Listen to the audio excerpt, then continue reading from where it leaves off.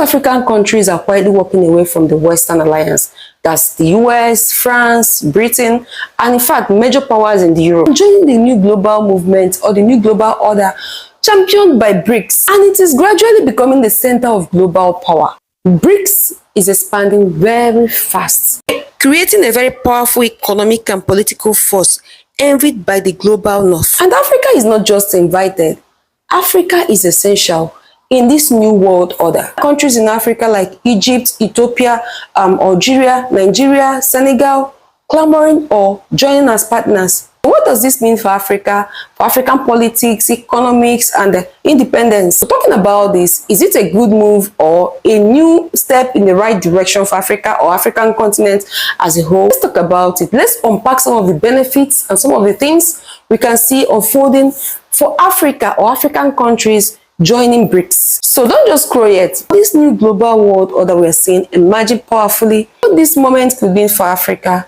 if the strategic right steps are taken by African leaders or their representatives. So to break it down, what does BRICS mean?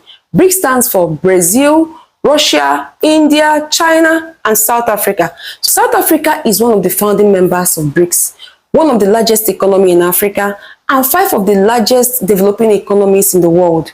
So the BRICS founding members, Brazil, Russia, India, China, and South Africa, represent about 3 billion population of the world at large and hold about 25% of the global GDP. The BRICS control massive natural and economic or financial resources of the world.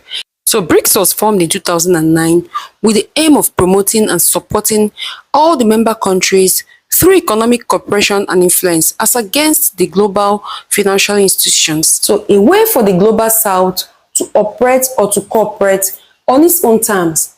You know, most of the countries that are poor are the global south, while the rich countries term themselves the global north. So BRICS aim not to rely on IMF or World Bank. So BRICS is a movement and Africa is moving or wants to move with it. So most African countries are now partners with it and many more on the wait list to be part of the alliance. So the founding members, which I mentioned earlier, are encouraging many African countries and countries in the global south to join. 2023, the BRICS Summit in Johannesburg, South Africa, invited or admitted 6 new members, including Egypt, United Arab Emirates, Saudi Arabia, Iran, Argentina, and Ethiopia. That move opened up to what is now known as BRICS Plus. So why the rush? Why do many African countries or many global south economies or countries want to join BRICS?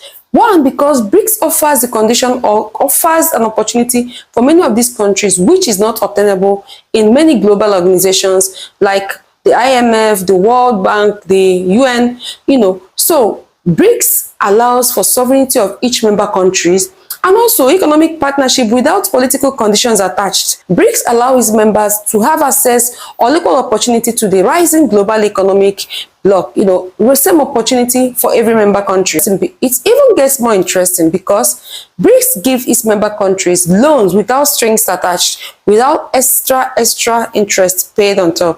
Unlike the IMF style, which allows you to borrow money from the organization with a heavy interest attached to the loans. Number 2, BRICS promotes local currency trade.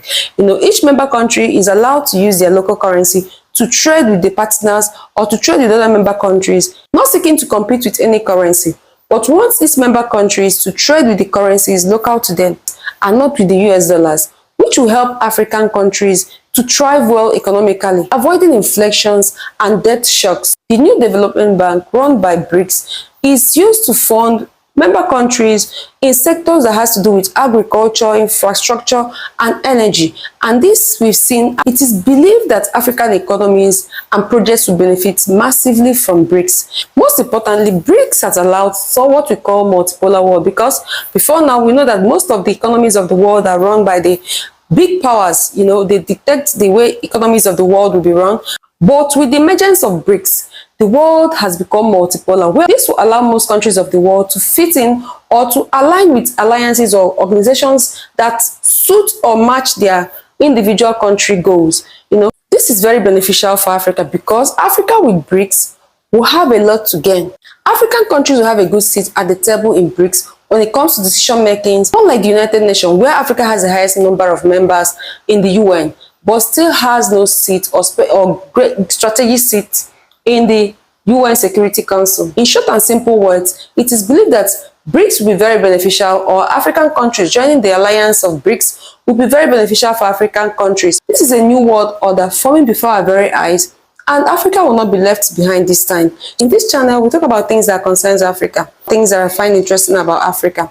If Africa should play very right this time or be very strategic with their approach, Africa will benefit so well in this new world order. Regional integrations and trades can be boosted with Global South corporations. So here is the question that most African leaders should answer. Will they protect the interests of their countries or the economies of Africa, or repeat the same old mistakes? Fight for post and for economic policies that will be favorable to their countries. Because the moment we are facing now in the world is very historic. With BRICS, it is believed that African continent has the opportunity to redefine things, to redefine its identity, power, politics, and wealth. With the saying that goes that no one is an island, should African countries all go out to join BRICS, or is it better that Africa join itself together as a continent to build its own institution, to build the people, and connect with each other? Drop your comments in the comment section. Let me know what your thoughts are on this. Let's keep on talking about Africa, challenging and talking about the global narrative against Africa. If you like stories about Africa or narratives like this, well, I enjoy you to subscribe to my channel. So see you on the next one.